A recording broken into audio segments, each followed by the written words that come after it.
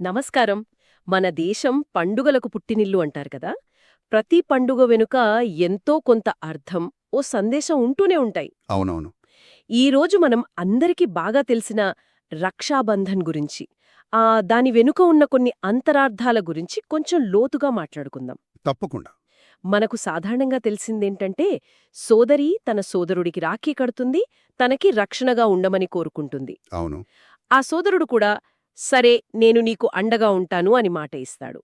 ఇది ప్రేమ, గౌరవం, ఆప్యాయత వీటన్నిటి కలయిక. నిజమే. ఇది మనకు పైకి కనిపించే రూపం. చాలా అందమైన భావన కూడా. కాని ఈ ఆచారం వెనుక చాలా లోతైన ఆధ్యాత్మిక రహస్యాలు, అర్థాలు ఉన్నాయని మనకు అందిన ఈ సమాచారం చెబుతోంది. ఓ అంటే ఇది కేవలం ఒక దారాన్ని కట్టడం మాత్రమే కాదు. అసలీ పండుగ ఉద్దేశం ఎలా అంటే, దూరంగా ఉన్న వాళ్లను దగ్గర చేయడం, దగ్గరగా ఉన్న వాళ్ల మధ్య బంధాన్ని ఇంకా ఇంకా పవిత్రంగా బలంగా మార్చడం అన్నమాట. భలే ఆసక్తికరంగా ఉంది. సరే, మరి ఈ లోతైన అర్థమేంటో కొంచెం వెడమరిచి చెబుతారా? అంటే కేవలం భౌతిక రక్షణకు మించినది అంటున్నారు గదా. అవును. చూడండి, మొదటి విషయం గమనిస్తే, ఒక సోదరుడు తన సొంత సోదరికే అనుకుందాం, ఎల్లప్పుడూ అన్ని పరిస్థితులలో భౌతికంగా రక్షణ కల్పించగలడా? కష్టమే కదా. దూరం ఉండొచ్చు, వేరే పనుల్లో ఉండొచ్చు. అదే, కాలం, దూరం, పరిస్థితులు ఇవన్నీ ఎప్పుడూ అనుకూలించకపోవచ్చు. అందుకే నిజమైన శాశ్వతమైన రక్షణ ఇచ్చేది ఎవరు అంటే, ఆ సర్వశక్తిమంతుడైన పరమాత్మే అని ఈ ప్రసంగాలు నొక్కి చెప్తున్నాయి. పరమాత్మ. అవును. సోదరీమణులు ఆ భగవంతుణ్ణే తమ అసలైన రక్షకుడిగా భావించి, ఆయనతో తమ మనసుని జోడించి, అంటే మానసికంగా ఆయనకు రాఖీ కట్టినట్టు భావిస్తే, వాళ్లకొక అలౌకికమైన, అంటే మాటల్లో చెప్పలేని ఒక భద్రత, ఒక ధైర్యం, అలాంటి అనుభూతి కలుగుతుందట. బావుంది. అంటే రక్షణ అనే భావనను ఒక వ్యక్తి నుంచి ఒక శక్తి వైపు మళ్లిస్తున్నారన్నమాట. ఇది కేవలం సోదరుడి బాధ్యత మాత్రమే కాదు, స్వరక్షక్ అంటే అంటే ప్రతి ఒక్కరూ తమను తాము రక్షించుకునే స్థితికి ఎదగడం, ముఖ్యంగా సోదరీమణులు.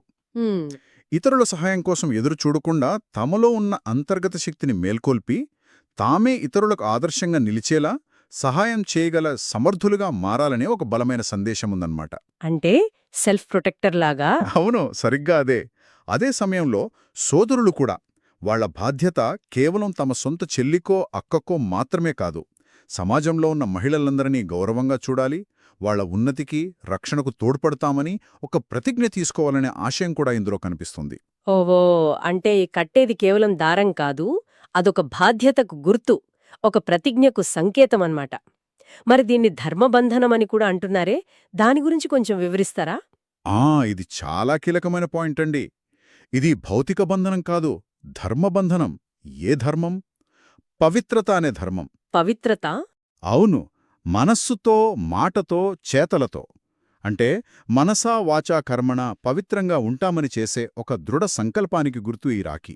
ఎందుకంటే ఎక్కడ పవిత్రత ఉంటుందో అక్కడ స్వచ్ఛత, శాంతి, శక్తి, సంతోషం ఇవన్నీ వాటంతట వస్తాయని, అన్ని శుభాలు, విజయాలు కలుగుతాయని ఈ మూలాల్లో చెప్పారు. ఈ పవిత్రతను ధరించడమంటే మనలో ఉండే 5 ప్రధాన వికారాలున్నాయి కదా: కామం, క్రోధం, లోభం, మోహం, అహంకారం. అవును, పంచవికారాలు. వాటిని వదిలిపెట్టి వాటి స్థానంలో దైవీ గుణాలైన జ్ఞానం, శాంతి, ప్రేమ, ఆనందం, శక్తి వీటిని ధరించడమే, ఈ ప్రతిజ్ఞ తీసుకోవడమే అసలైన రక్షాసూత్రమన్నమాట. పవిత్రతకు ఇంత ప్రాధాన్యత ఉందన్నమాట. అంటే ఆ 5 వికారాలను జయించడమే అసలైన రక్షణ. చాలా లోతైన విషయం. మరి పండుగలో చేసే మిగతా ఆచారాలు, అంటే నుదుటిపై తిలకం దిద్దడం, నోరు తీపి చేయడం లాంటివి, వీటికి కూడా ఏమైనా సంబంధముందా ఈ పవిత్రతతో, ఆధ్యాత్మికతతో? తప్పకుండా ఉంది. ప్రతి ఆచారం వెనుక ఒక అర్థం ఉంది. నుదుటిపై పెట్టే కుంకుమ లేదా తిలకం, అది ఆత్మచైతన్యానికి ప్రతీక. ఆత్మచైతన్యం అంటే నేను ఈ శరీరాన్ని కాదు, నేను ఒక జ్యోతిస్వరూపమైన పవిత్రమైన ఆత్మను, ఆ పరమాత్మ సంతానాన్ని అనే స్మృతినిది మేల్కొల్పుతోంది. ఒక రకంగా ఆత్మవిశ్వాసానికి, విజయానికి కూడా ఇది గుర్తు. బాగుంది. ఇక నోరు తీపి చేయడం ఎందుకు చేస్తారు? మన మాట ఎప్పుడూ మధురంగా ఉండాలి, ఎదుటివారిని సంతోషపెట్టాలి, కాని మన మాటలతో ఎవరినీ బాధపెట్టకూడదు అనే భావనందులో ఉంది. అందుకే సోదరి సోదరుడు నోరు తీపి చేస్తోంది, వాళ్ల మధ్య సంబంధం కూడా ఎప్పుడూ అలా తీయగానే ఉండాలని కోరుకుంటూ. అవును కదా. అలాగే ఈ పండుగను శ్రావణ పౌర్ణమి అని కూడా అంటారు కదా. అవును. పౌర్ణమి రోజు చంద్రుడు ఎలా ఉంటాడు? 16 కళలతో నిండుగా ప్రకాశిస్తాడు. అలాగే మనం కూడా సంపూర్ణ దైవీ గుణాలతో, ఆ పవిత్రతతో నిండుగా మారాలనే లక్ష్యానికిది గుర్తు అన్నమాట. అద్భుతం. ప్రతి చిన్న ఆచారం వెనుక ఇంత లోతైన అర్థం దాగి ఉంది.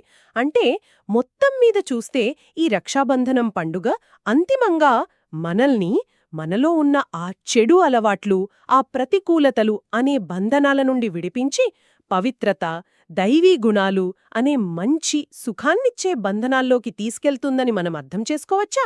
సరిగ్గా చెప్పారు. అదే, మన జీవితంలో రకరకాల బంధనాలుంటాయి.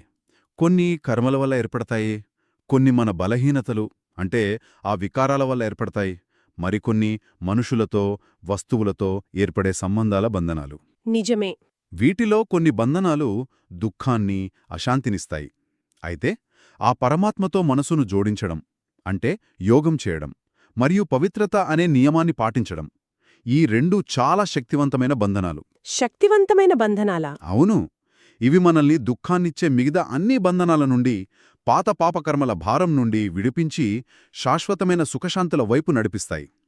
ఇదే అసలైన సత్యమైన రక్షాబంధనం అని ఈ మూలాలు చాలా స్పష్టంగా వివరిస్తున్నాయి. వింటుంటే చాలా స్పష్టంగా అర్థమవుతోంది.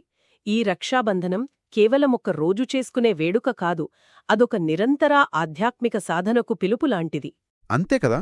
మనల్ని మనం పవిత్రంగా, శక్తివంతంగా మార్చుకోవడానికి, అంతిమ రక్షకుడైన ఆ పరమాత్మతో మన సంబంధాన్ని దృఢపరుచుకోవడానికి ఇదొక గొప్ప అవకాశం. అవును, ఇది కేవలం ఇతరుల నుంచి రక్షణ ఆశించడం గురించి మాత్రమే కాదు. దానికంటే ముఖ్యంగా మనల్ని మనం, మన లోపలుండే ఆ నెగటివ్ ఆలోచనల నుంచి, వ్యర్థ సంకల్పాల నుంచి, చెడు అలవాట్ల నుంచి రక్షించుకోవడం. అదే స్వరక్షణ. స్వరక్షణ. అదే సమయంలో ఇతరుల పట్ల ప్రేమ, బాధ్యత, శుభభావన కలిగి ఉండడం గురించి కూడా.